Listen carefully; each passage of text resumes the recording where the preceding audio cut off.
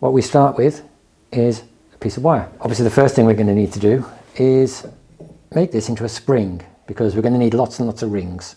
This rod called a mandrel, and all I'm doing here is coiling the wire into a nice tight spring, and that way we can get consistently sized rings and they'll hopefully cut nice and easily when we come to it. So that is a quick way of making a spring. A quicker way is using a drill, and that's what I do when I'm doing it commercially, but for the sort of medieval style, this is how they'd have done it. I use a mandrel like that. My name's Phil Parks, and for the last few years now I've been making maille, or chainmail as many people sort of refer to it. And I suppose one of the questions most people ask me straight off is, well, how the hell did you get started in that?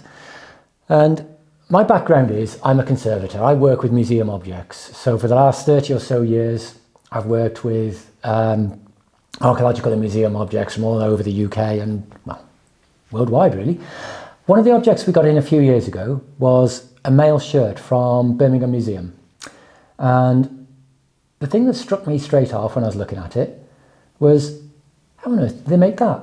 You know, you see all these things on film, you know, and you see all these things in armour, and I've always been interested in that sort of thing, but actually seeing it up close, it's like, hang on a minute, all those links, they're riveted together.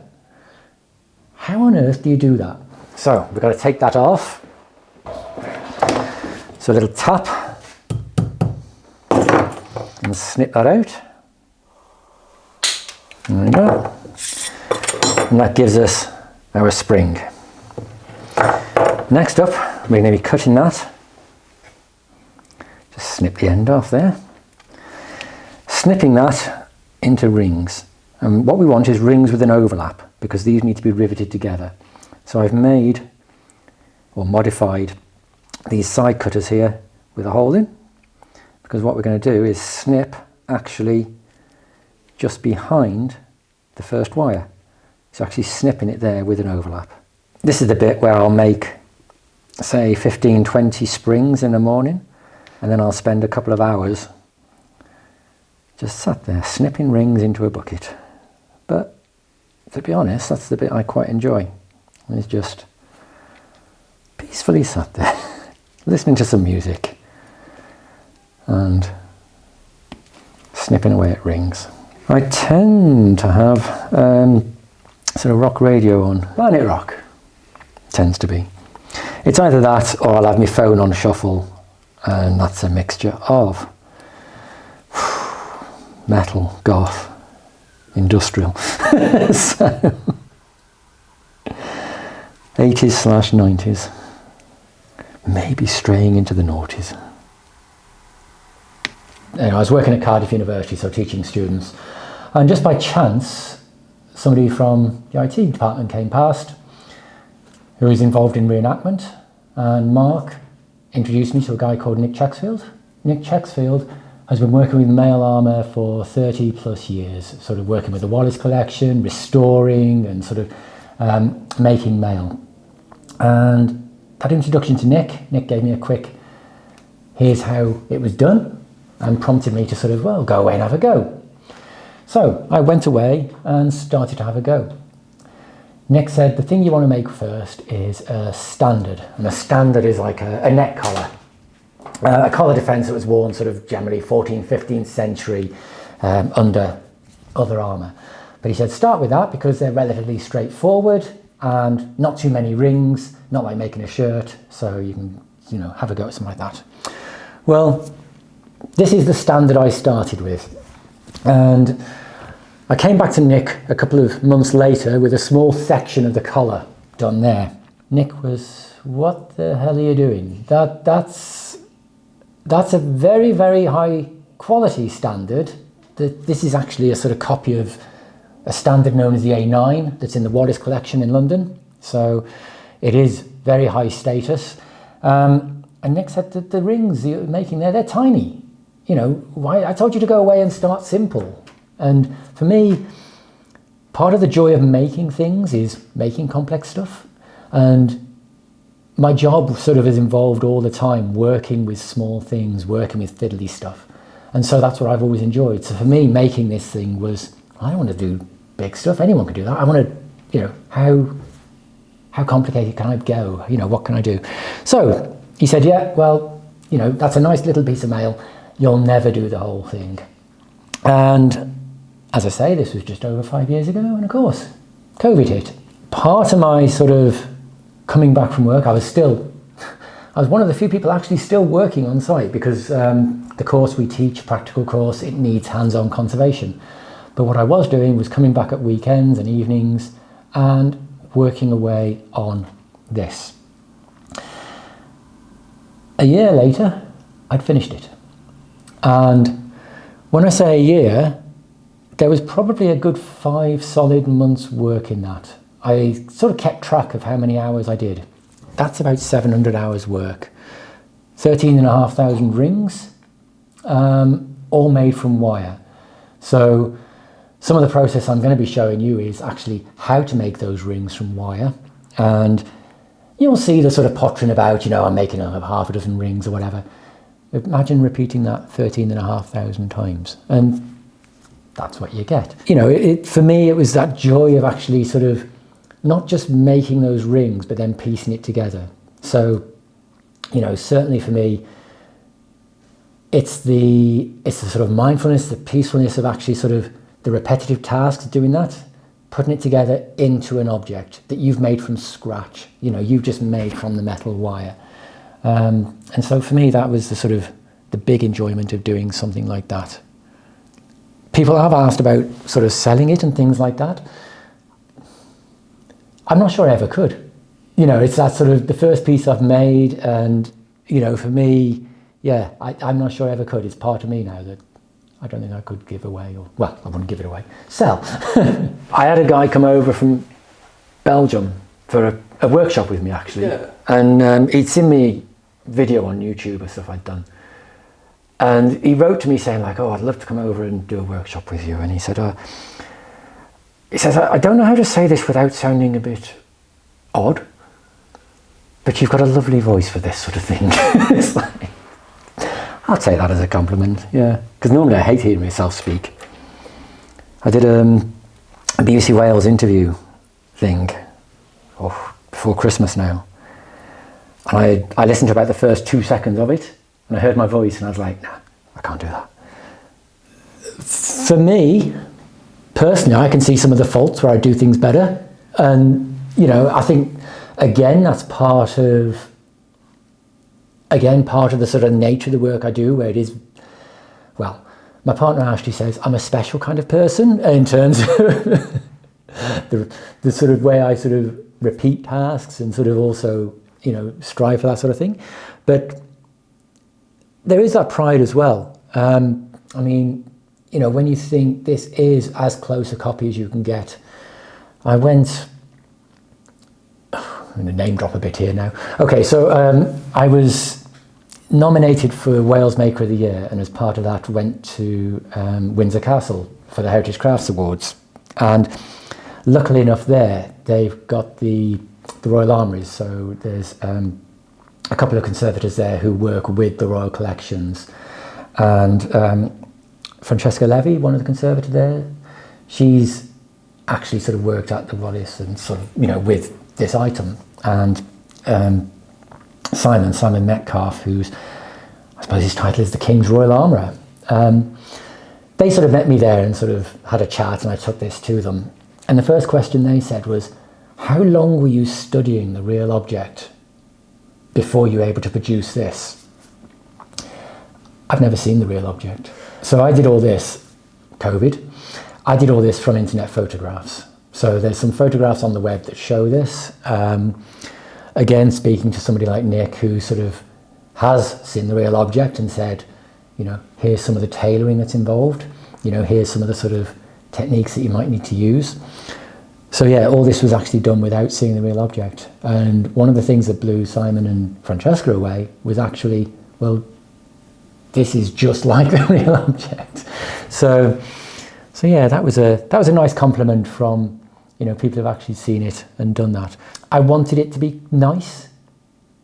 you know, there's no point to me in spending a lot of time making something that is half-arsed or shoddy. And, you know, as I say, I wanted to make something. I knew it would take a lot of effort. So I just looked online and thought, oh, I like the look of that. I hadn't quite in my head, because I'd only just started, and that is probably a good thing, I hadn't quite comprehended how long or how much effort would be involved. You know, I think looking back at it now, if I had, I might not have taken that step. But as it was, I jumped straight in, I started, and yeah, I didn't stop. I must admit, towards the end, there was quite a bit of, oh my God, this is becoming a bit of a grind. You know, there were, I'm not going to say it was like all, you know, all wine and roses or whatever. There were some times when, yeah, it was a hard sort of, okay, I've got to make this many rings now to do this section. And something that's come from that actually is the way I work now, where some people will make thousands and thousands of rings before they then start piecing it together. What I tend to do is I'll spend a morning making rings and I'll spend the afternoon putting them together. So at the end of each day, I've got something to show for it. You know, you'll have a couple of 100 rings, so, you know, you might have 3 or 4 inches of that, but at least then you've got something. Whereas if you're just making rings, to me, that's a bit soul destroying. You know, for the time, for me, I think it was very therapeutic. It was that sort of really just, you're just focusing on this one repetitive task over and over again, doing this. And that for me was sort of, you weren't overthinking other things, you know, you were just getting away from it and enjoying it.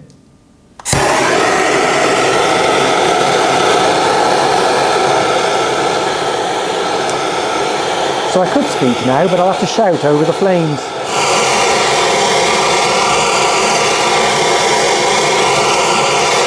What we're doing there is annealing the rings, basically winding it into that spring. It's actually work harden the metal. And when we come to flatten the overlap, if we don't soften the metal again, it'll just sort of bounce off and it won't, and technical word incoming, smush. Smush the rings correctly. So what we do, we let them cool down now, and then we start flattening. From that then, I started making, I suppose, replica pieces for people. So one of the earlier pieces I made was this section of maille here. And this was actually made for Todd's workshop. So on YouTube, if you sort of look up Todd's workshop, you'll see he does lots of sort of weapons making, weapons testing, things like this. And what he wanted was a piece of 15th century style maille made authentically. So this is all handmade, all wedge riveted in this sort of similar size that they would have been using in that period. And the reason he was making it was for a video called Arrows versus Armour 2. And the idea of that was making authentic armour.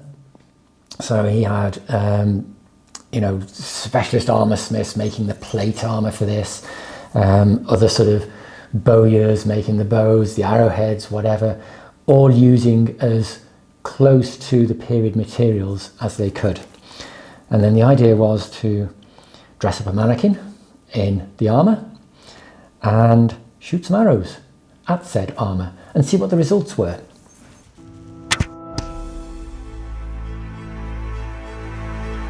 Really super nice replica piece that's as close to shooting at the real thing as we can get. It was made by Phil Parks here in the UK. He's one of the world's very best maille makers. He's handmade every link. He's put it together. He's drifted the links, punched the holes, put the rivets in. I've handled a lot of real medieval maille in my museum curator's career. This is as good as modern made maille is going to get. It is literally that piece. You can see there's a couple of holes through it. So in the video, when Todd's holding up this piece of maille going, this is the piece we're going to shoot at. Well, there's the piece and there's the holes in it. The idea is the force of the arrows goes straight in, distorts those rings, breaks through, and yeah, then you're toast really. But for the period, maille wasn't the main source of armour. It's there as a backup. Main source of armour is your plate, and the arrows aren't going through that. The maille's there as a backup. The maille's there as a sort of, an arrow's deflected off the plate, maybe gone into an armpit. You've got maille there to take that blow as well. So, you know, it's there as a backup. It's also there in terms of up close and dirty. People with knives, they're looking to get into those sort of weak points. They're looking to stab into those joints where the plate isn't covering. And that's what you've got the maille armour for. The other section I made for him, so I made him a piece like this as a sort of shoot straight at it and test what happens. I also made him a standard. So a collar, a bit more straightforward than this, using commercially available rings, but just made well.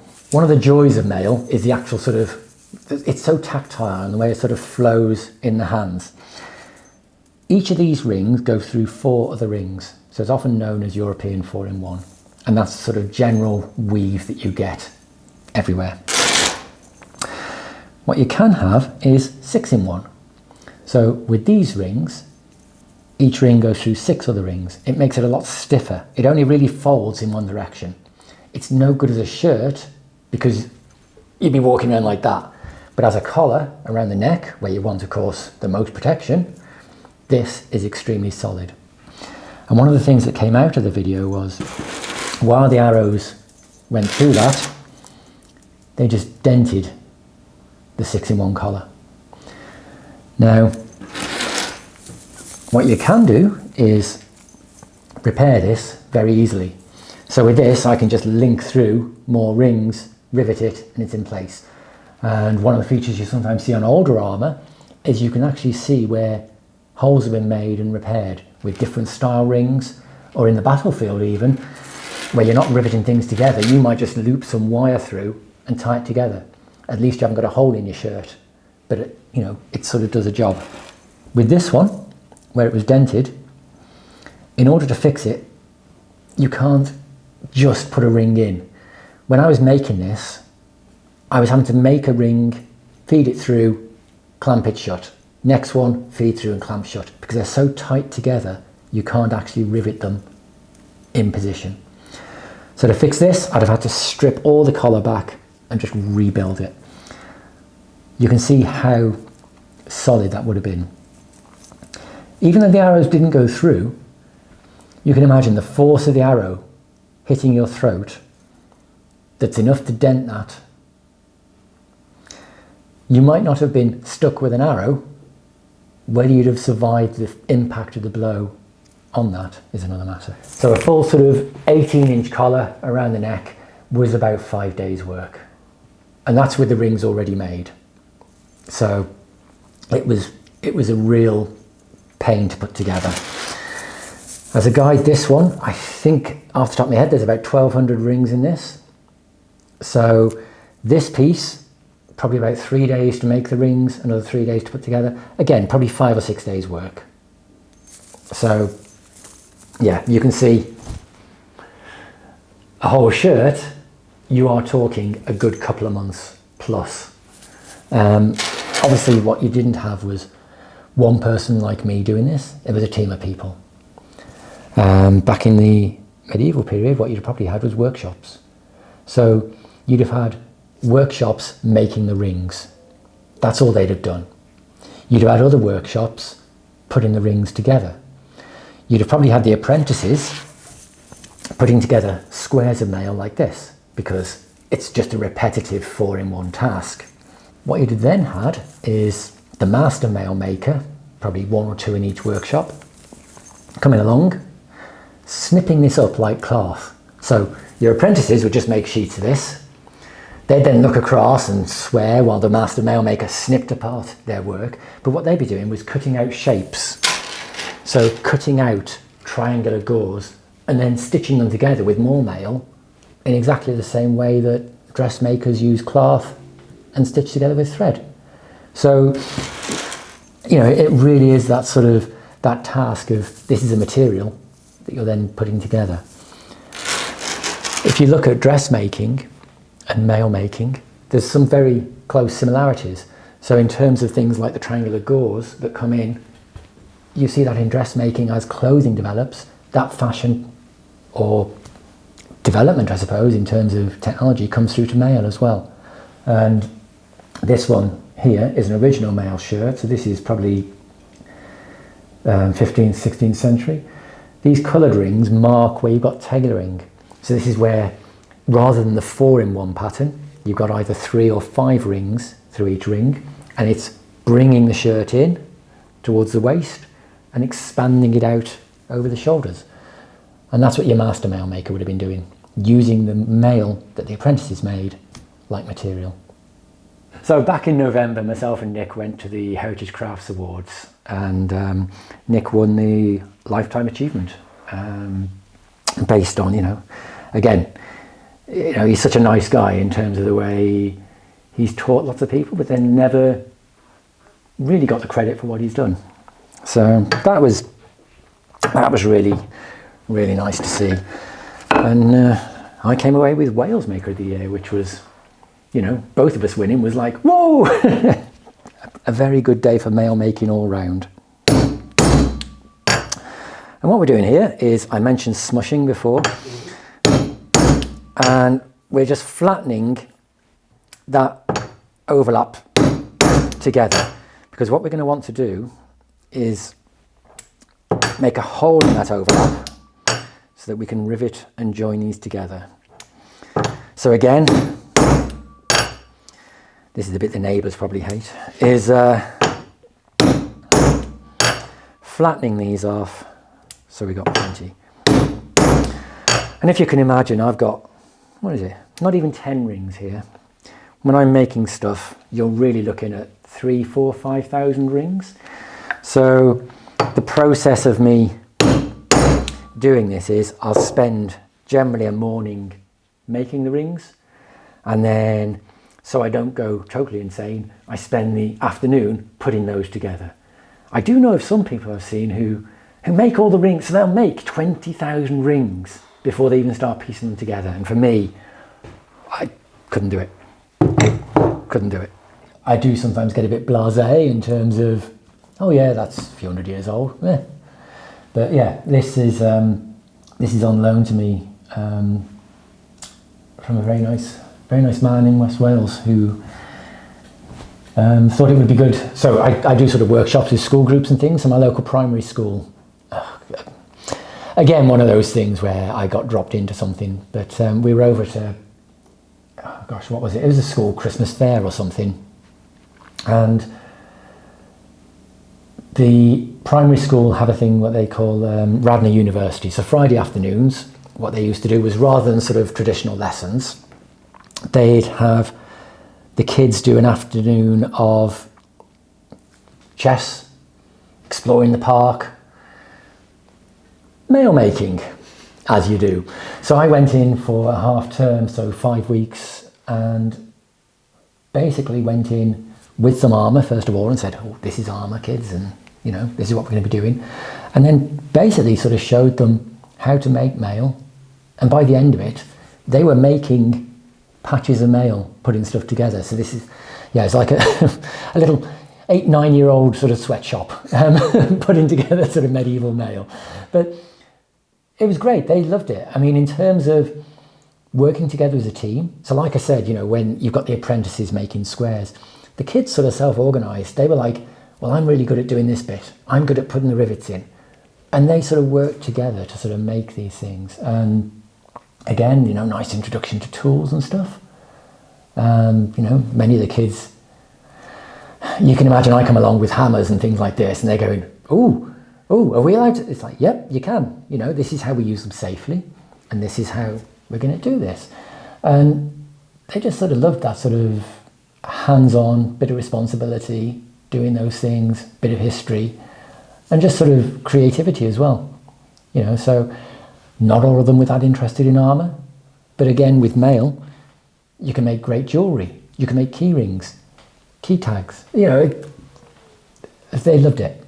So, but yeah, that was a fun thing to do, making the mail. The teachers afterwards and the classroom assistants said, you know, there's some kids there who don't really engage as well in traditional lessons, but who absolutely loved coming along, sitting down, doing this thing. And, you know, the feedback was, yeah, some kids who may be seen as troublemakers in some classes actually sat down and got involved. And, yeah, it's like all kids, isn't it? There's sort of, you know, a bit of rowdiness and things go on. And, you know, there were a couple of times where we've obviously got the lump hammer and one of them, oh, I'm sore. You know, it's like, oh God, you know, but yeah, it was fun. But no, I mean, that is one of the things I enjoy, is teaching people. And so, you know, like with the mail workshops I do, so, you know, I sort of run monthly mail making workshops. And again, that's one of the things that's come out of my work, as well as sort of making things for people, I teach. And so what I'll do is I'll take people through a bit of the history. So in the way we've been talking this morning about, oh, this shirt, and this is how this is made, and, you know, I'll take them through a bit of the history. And in the garage, we work through, and everyone gets a go at making the rings themselves. So they come away with, you know, a couple of handmade rings that they've made. And then in the afternoon, I show them some of the sort of how to actually weave them together and do that. And so, again, that sort of sat down, chatting, weaving together these rings, coming away with a keyring size patch because it's only an afternoon. But again, it gives that appreciation of the work. But again, that's what I enjoy as well. You know, that sort of crossover with people, that sort of feedback, that sort of hand skills, and yeah, it's a really nice sort of engagement with people. So I've had people come along who have come along specifically to learn how to make mail in terms of going away and making their own. So, you know, certainly people have come along, learned those skills, got back in touch with me sometime later and said, oh, you know, I've started doing this bit, I'm struggling with this, can you help? And gone on. Interestingly, there's other people who've come along, sometimes from the reenactment or the LARPing side, for example, out of interest, and sort of, oh yeah, I want to learn how to do this for fixing my armour. And at the end of it, they're like, well, I can see how to do it, but I can also see this takes a long time and I'd rather get you to do it, to be honest. So again, you know, it's having that appreciation for what needs doing and how it was done. But yeah, I mean, certainly a real mix of people coming along from the jewellery side, for example, you know, sort of bringing in skills like that. People who are just interested in crafting. So some of my first sort of attendees basically did a craft course once every couple of months and just sort of, oh, that looks interesting, let's give that a go. And again, it's that sort of thing of just trying different sort of skills, activities, you know, seeing what works. One of the things some people find is getting your head around putting it together. So again, I've had people who have done crafting before, are very sort of skilled themselves at crafting, but sometimes didn't quite get one particular aspect. You know, it's working almost in a sort of a 3D, 2D way. I don't know if that makes sense really, but the rings sort of go together a particular way, particularly with the wedge riveted, they have to be facing all the same way, or you know, there is a back and a front. And if you put a ring on the wrong way, then it's facing backwards compared to the other rings, which immediately jumps out when you are looking at them. So there is that. The other thing is, when you're starting off with these, the way they lie can be quite awkward. And so I sometimes get my partner Ashley to help out with events.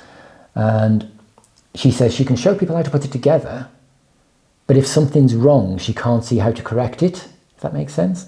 So it's a bit like a Rubik's Cube, where you'll see a pattern and you know the pattern of moves to undo it. And the first 2 years I was making mail myself, there was a particular alignment of rings. I couldn't figure out, you know, it's like, oh God, I've done that wrong. So I'd snip them out. And when you've made the rings yourself, snipping them out is a real sort of double kick in the nuts almost, you know. It's like, oh God, you know, it took me an hour to do this. And it was only after a couple of years that all of a sudden something just clicked where I'm like, hang on a minute, if I flip those two that way and flip that way, they're perfectly fine. So all these rings that I'd been snipping out previously thinking, oh, they're the wrong way around, they were fine. I just had to move them in a particular way to get them to lie properly. So yeah, that was an oh shit moment, as I was like, oh God, but you learn these things. The whole process of flattening these overlaps, we've put that metal together and hardened it again.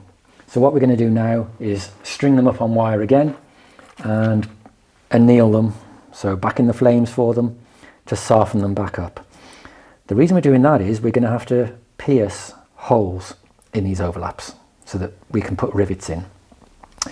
If we didn't soften them back up again, the tools we're using to make the holes don't last as long. I always cry when I break my tools like that. You've got your favourite drift that's worked for thousands, and then normally when you're tired, normally when you're sort of not quite in the mood for it, you'll just hold it at the wrong angle, the tip breaks, and it's not good. So always soften the rings. It's also one of the reasons why the floor is scattered. There's odd rings on the floor. If you drop a ring, just leave it. Oh, yeah. Because there's no guarantee you're picking up a ring that's annealed. And I've done that in the past where I've dropped a ring, picked up another ring that wasn't annealed, immediately broke the tool. So there's probably about a shirt's worth down on the floor, to be honest, but there we go. So again,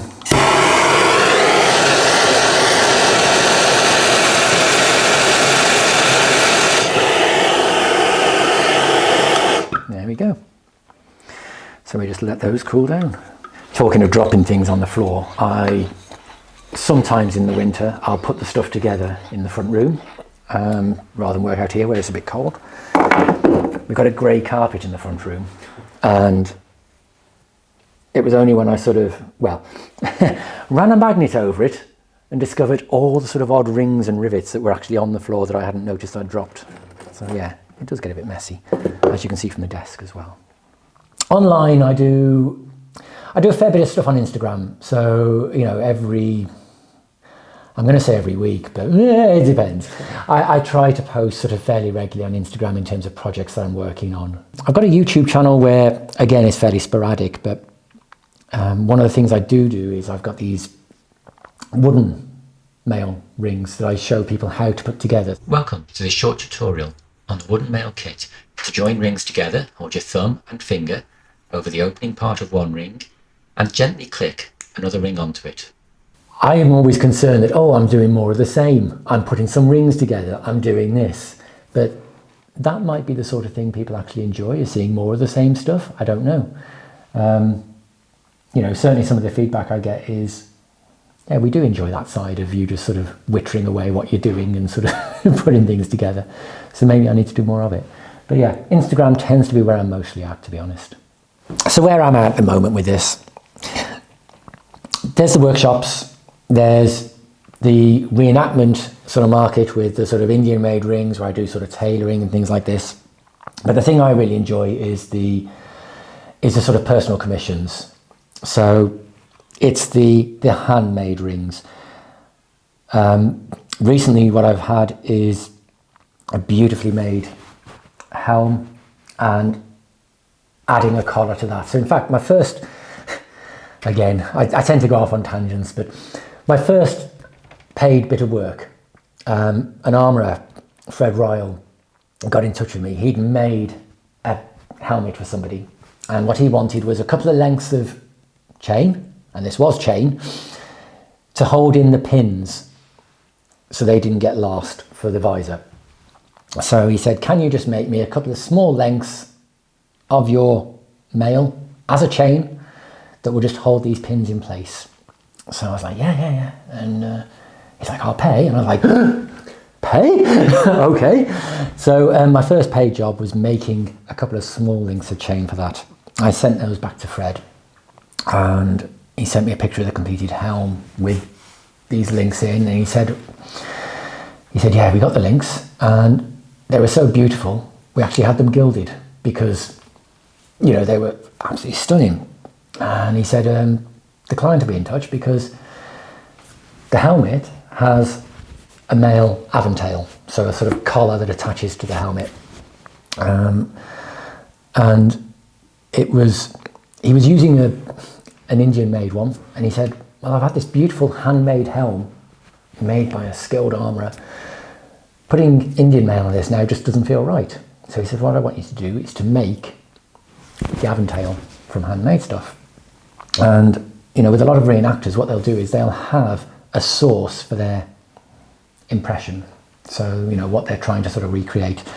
So his source was a tomb in his local church of a knight. And so I was able to get from that, obviously, pictures of what he wanted and the style of what he wanted.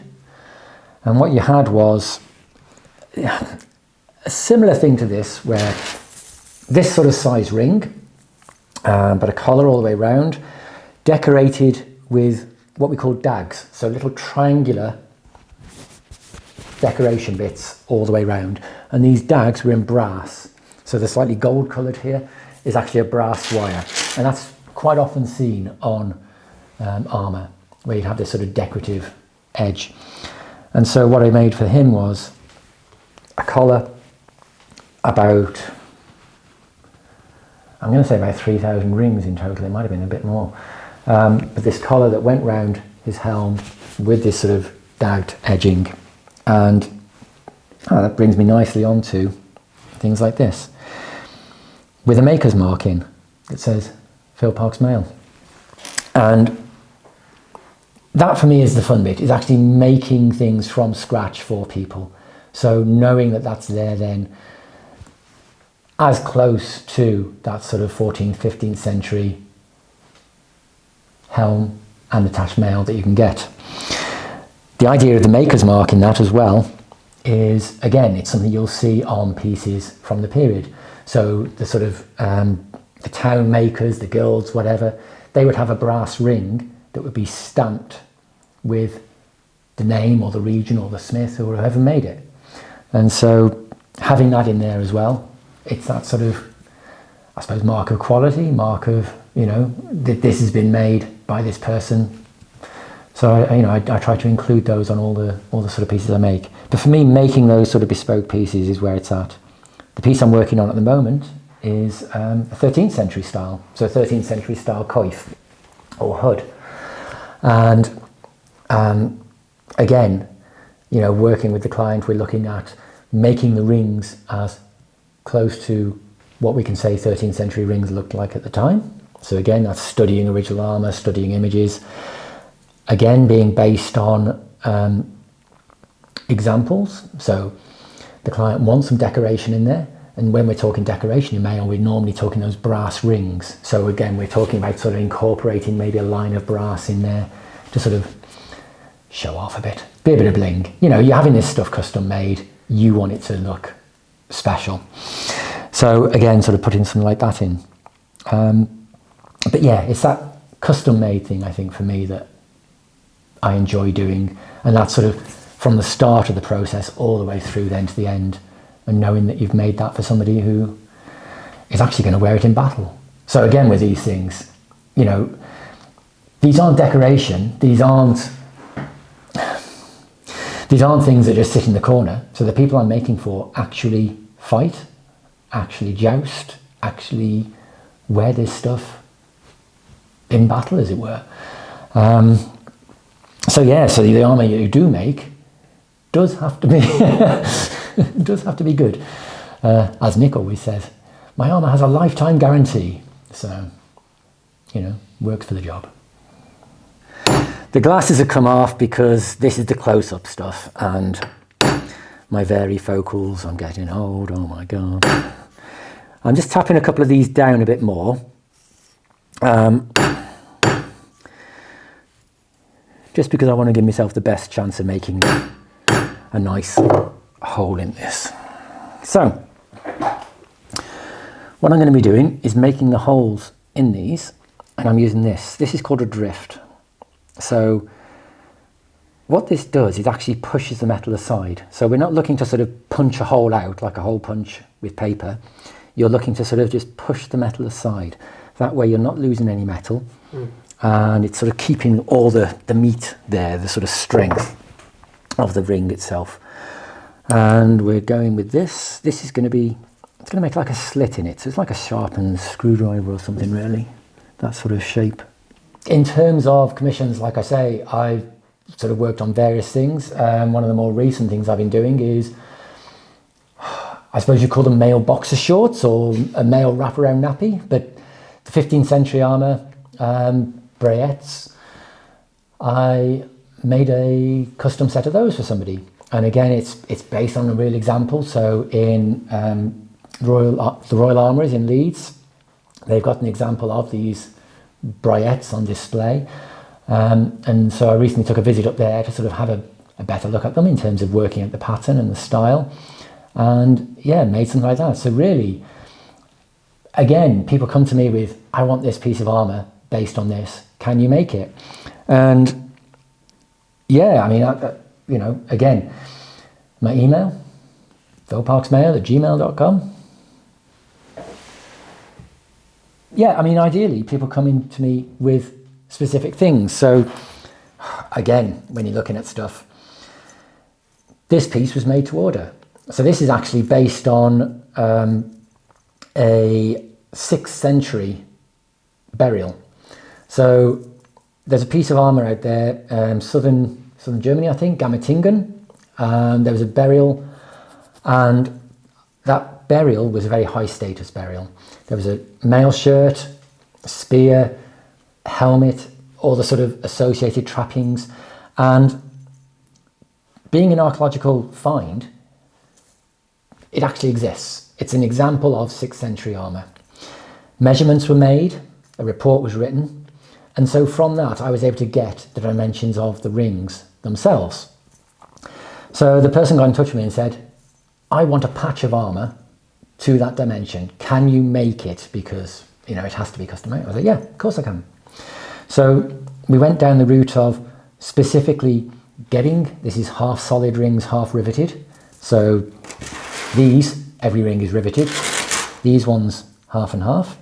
We went down the route of getting the solid rings made, the same dimensions. I made the rings the same dimensions, drawing the wire down to the thickness. I've got wire in various sizes, 1.2 mil, 1.6 mil, whatever. Sod's law, this is like 1.15. So again, it's drawing the wire down to that size, making it in the right dimensions and sort of weaving it together. So this is far denser than something like this. But again, custom made to what the person wanted. Yeah, and again, as I say, that's what I enjoy, is working with somebody saying, what is it you want? How does it fit? And going there. So again, with people, it's, as I say, the boxer shorts, chose, so effectively male stockings. So back in your sort of 13th century, when you didn't have sort of plate armour on the legs as such, what you'd have were male stockings held up effectively by a garter belt. But again, when you're making those, it's doing things like getting the knee in the right place. It's all very well having a tube of mail that just hangs, but when you're wanting to flex your knee, it's got to flex right. Otherwise, you're left with sort of bunching at the back of the knee. It doesn't stretch as well over where the knee bends. And so that's where the sort of tailoring comes in as well. All those sort of things, making to the individual. Got to line this up, and it's always about keeping it perpendicular, 90 degrees, because if you're off at an angle, that's when you start snapping tips and things, and we don't want to be going with that. So it's a little tap to seat it. I'm just going to drag it over here where I've got a hole in this plate. Tap through and point through there, and that's just made a nice slit in that we can use for a rivet. And again, you just sit and do that. So you can see the whole process is relatively straightforward, but very, very slow. But to be honest, that's part of the thing I like about it. there's just this sort of peace of mind, just sat here pottering about. Again, Planet Rock on.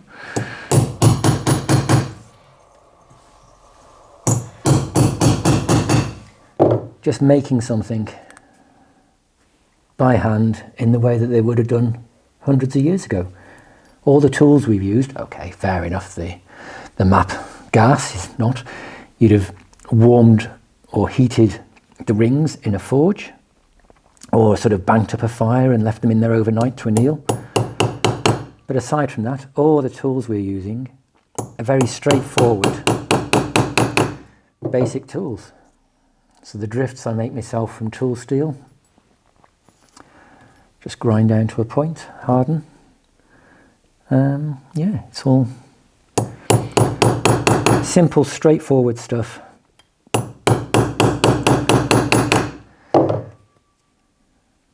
That you can do.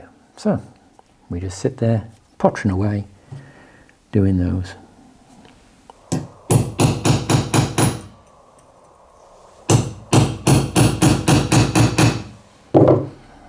There we go.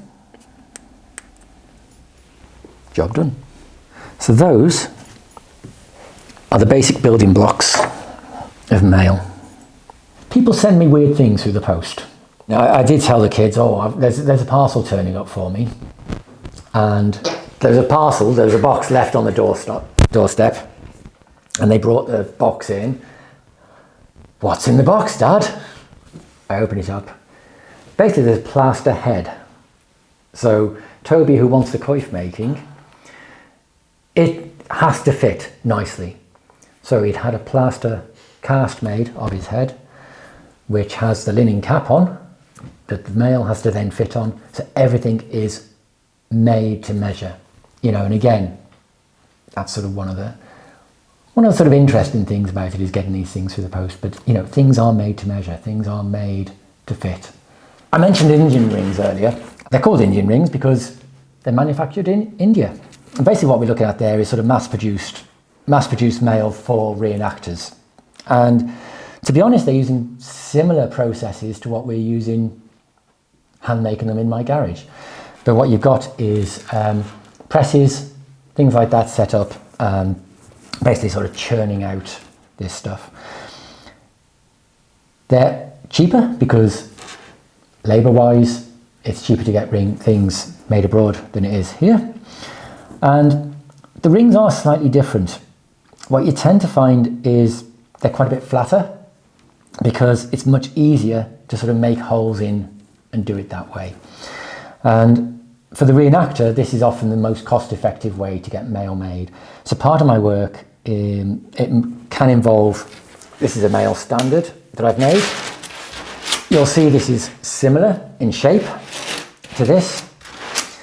And what I do is, I mentioned about apprentices making up the squares of material and cutting. I'll buy in squares of mail or patches of mail, and I'll just use that like material. I'll snip, rejoin and piece together. So what people are getting is effectively a custom made piece that fits them, made to the specs they want.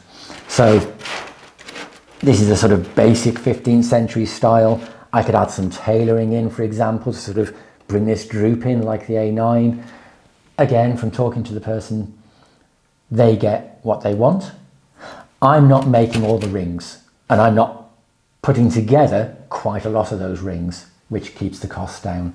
So again, it's a sort of halfway house between buying something off the shelf, cheap and cheerful, having something mass produced and custom tailored, through to you're fully handmade to the spec you want based on this 14th century tomb in a church in Essex or whatever. So, that's the sort of range of things we do. So certainly, my work tries to cater really to all budgets. These are the little wedge rivets that we're using. I just use this tool just to push it home. Use the riveting tongs to close that shut. And there you have a riveted ring that won't come apart. See the rivet through the back there. The reason they're overlapped and riveted is because you want to be able to prise them apart like that. And I'm going to put these two on there. Mess up your camera angle. No, I'll put my fingers in the way. Thanks for that. Two on there. Close that back up. Yeah? Mm-hmm. And we've got our 4 rings on one. Yep. Put a rivet in that. And we'll have our basic building block.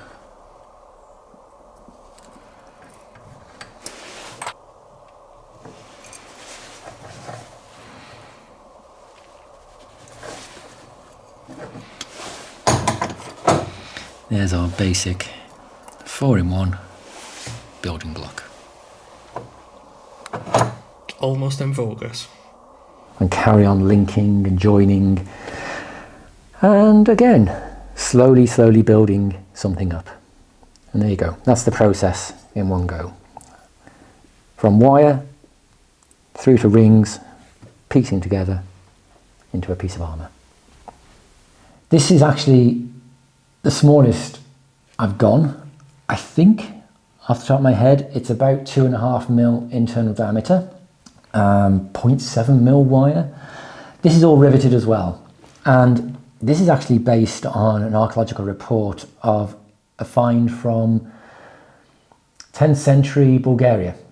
And there was a shirt, Stara Zagora, and the shirt itself had rings varying in size from about the sort of 3.5 to 4mm, down to about the 2.5mm. And I read the report and I thought, that's small. How in the hell can you make that? So I had to go. There's 100 rings there. That's probably several hours work, because for every ring there's probably another 3 on the floor that didn't quite rivet correctly and things like that. But they're all riveted. And this piece in the archaeological report, it was actually found to be, I think, tinned or silvered. So this armour wasn't so much necessarily about protection, because they're quite fine links. It won't necessarily give as much protection as something a bit heavier might. What this was about was showing your wealth. This was, look how rich I am, that I can afford to have thousands of hours of labour put into my shirt and clothing and sit here while you lot die. So it was very much a sort of statement piece.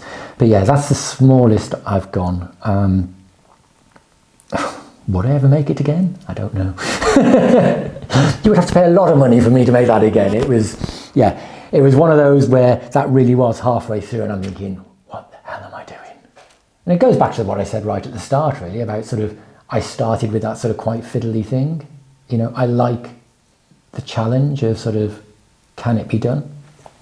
I suppose all I can say is really, thanks for coming along and seeing what I do and listening. And, you know, to be honest, like I say, I've got into this as very much a sort of by chance, but it's been a really sort of rewarding, mindful thing to do. I think most crafts are, you know, so,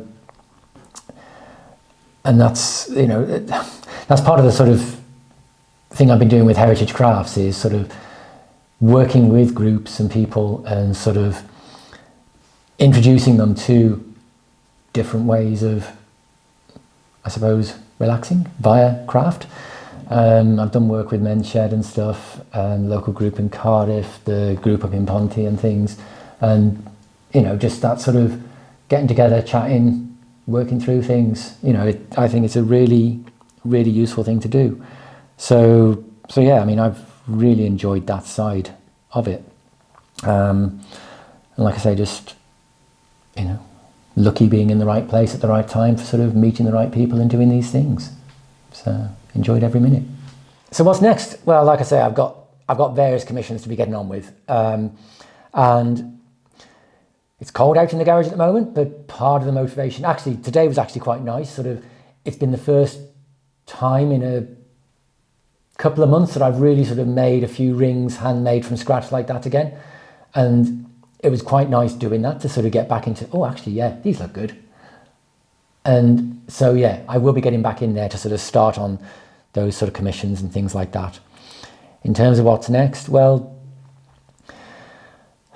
there's always a sort of, oh yeah, if you gave me 30,000, nah, I'd probably go mad by the end of that. But nice, interesting projects in terms of, yeah, you know, make me a nice collar or whatever and things like that. It's just, I just enjoy doing bits and pieces, you know. Likewise, if there's a group of friends who want sort of a good birthday treat, you know, and again, we've done this where people have come down for birthday treats, you know, half a dozen people come down for a workshop or whatever and done those sort of things. Yeah, it's a good laugh. We have, when we're making things, we're putting the sort of rings together, and one group came up with the term the pliers of shame. So obviously when you make a mistake with a ring, you have to snip it out. And so that sort of passing round the pliers of shame was a real group, you know, you could tell these people knew each other well and were ready to take the piss.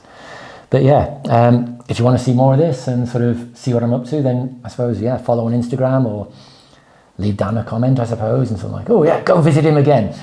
And certainly, you know, I wouldn't say next week, I'm not that fast, but, you know, 2 or 3 months time, maybe, who knows, we'll have a couple of finished projects to show you and you can see the sort of thing that I do.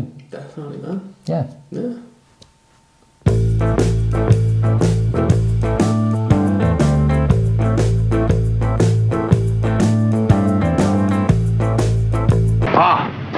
One more thing.